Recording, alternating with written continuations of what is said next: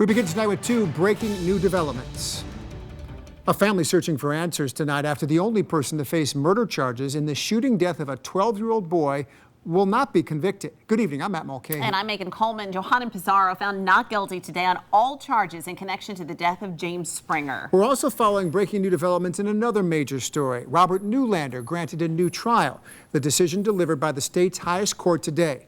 In a few minutes, we'll take a detailed look at the next steps in the case. And back to the verdict coming in late in the day today in a Syracuse courtroom. No one convicted in young James Springer's death. Johanna Pizarro, accused of firing a dozen times, was found not guilty.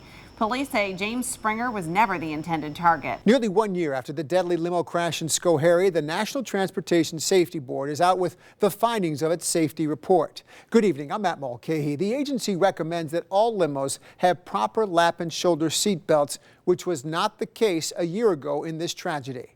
In the Schoharie limo crash, none of the passengers were wearing seat belts, but the report found that many of the seat belts were inaccessible to passengers or constructed in a way where they would be invisible to them.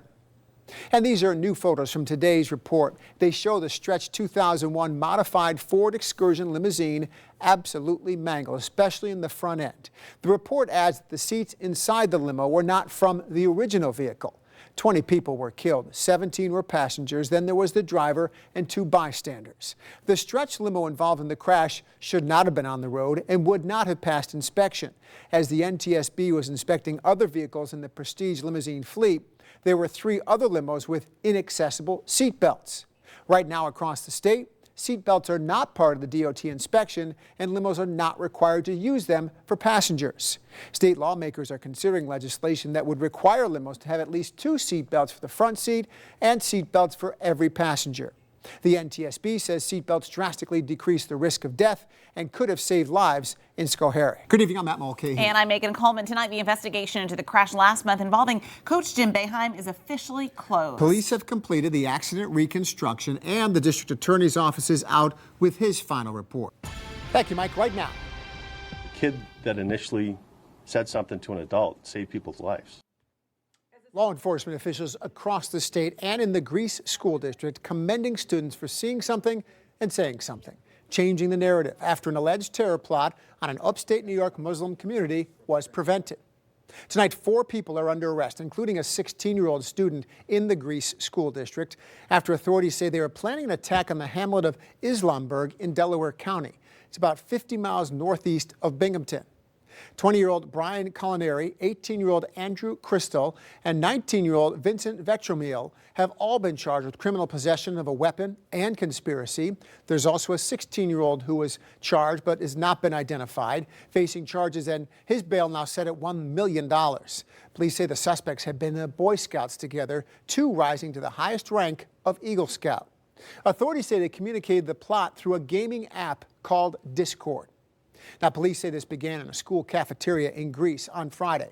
The 16-year-old suspect showed another student a photo of someone, asking them if it looked like the next school shooter. That student then told school officials, sparking a deeper investigation. Authorities say that's when the suspects revealed the alleged terror plot they were actually planning. Now, after several search warrants were executed by the FBI, authorities found 23 guns and 3 explosive devices. Police say the guns were found in various homes, but all of the explosives were found in the home of the 16-year-old. None of the guns were assault weapons. All were legal. Several phones and computers were seized. Authorities say there was a plan in place for the attack, although no specific date was set. Now, reports show the Islamburg community was founded in the 1980s as a place for African-American Muslim families to escape persecution in Brooklyn. Over the last 15 to 20 years, right-wing media outlets and conservative groups have claimed that it's a terrorist training camp without citing any evidence to back up those claims. We begin with breaking news on Syracuse's south side. A large police presence after officers responded to the call of a man wearing camouflage who may have shot at a police patrol. Good evening, I'm Matt Mulcahy. According to Syracuse police, the suspect may be inside a home that officers have surrounded right now just off South Salina Street. A couple callers states a male wearing all camouflage on the corner, had a pistol, shot at an officer that was driving through the area, last seen on foot heading towards Nedgerow, running down Warner Ave, went into a driveway on the right side of the road. We begin the 10 at 10 tonight with breaking news. Just in within the last few minutes, a serious crash on 81 South near the Brighton exit. Look at this video just into us now. Several emergency vehicles called out, multiple cars involved. You can see the Syracuse Fire Department is there. Rescue crews on the scene, treating to the people inside that van. In particular, Syracuse police on the scene. No report on whether anyone is injured as of yet. Surprise for me, but it's gorgeous. I love it. I'm actually a winter person, so I like this. I love it. She loves it. You can tell by the smile. The first snow of the season falling in downtown Syracuse tonight has plenty of people excited. Good evening. I'm Matt Mulcahy. And I'm Megan Colvin. An optimistic outlook from that woman. Not everybody does loving it. Temperatures, though, will continue to drop tonight with a threat of some slick spots out on the roads. We have weather team coverage for you tonight. Chief Meteorologist Wayne Mahar tracking accumulations across the region. Our Mary Keeler is live in downtown Syracuse as DOT crews prepare for the season. And Olivia Dance is live at Greek Peak in Cortland County, where they start making snow tonight. Dan, still no change in how dark it is all these months later. We've been doing some digging about that. Thank you. For reference, this is the area of 690 captured from above with our Sky I-1 drone. This is where that crash happened during nighttime hours. This is the section of the highway the way it looks at night. The video captured with Weather Authority 1 showing just how dark the stretch can be.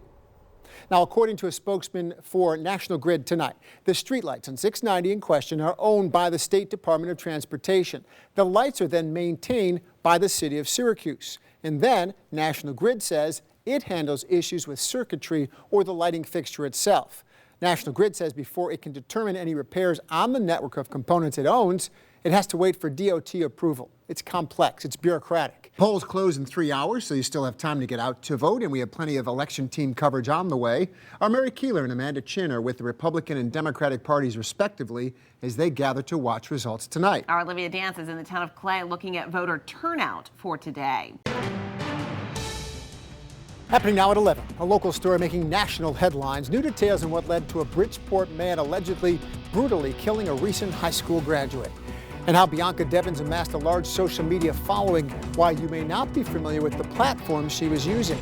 Plus, we'll hear from friends of hers and others who knew her after a vigil was held in her honor tonight in Utica.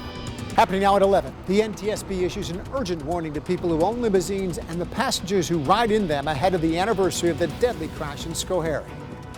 Changes coming to the historic Pioneer homes in Syracuse, how one tenant leader says he was left out of a key meeting about the future. Plus, troopers recovered these guns after a standoff in Oneida County. What action the man took first that led to police recovering all these weapons. And a man with a knife and a mask is a local community on alert. The urgent warning from police before heading to hiking trails. And a major change when it comes to college athletics. What does Coach Jim Boeheim have to say about players getting paid? Plus, yes, that's a dog wedged into the front grille of a car. Just how far did it travel like that? And how did it end up there?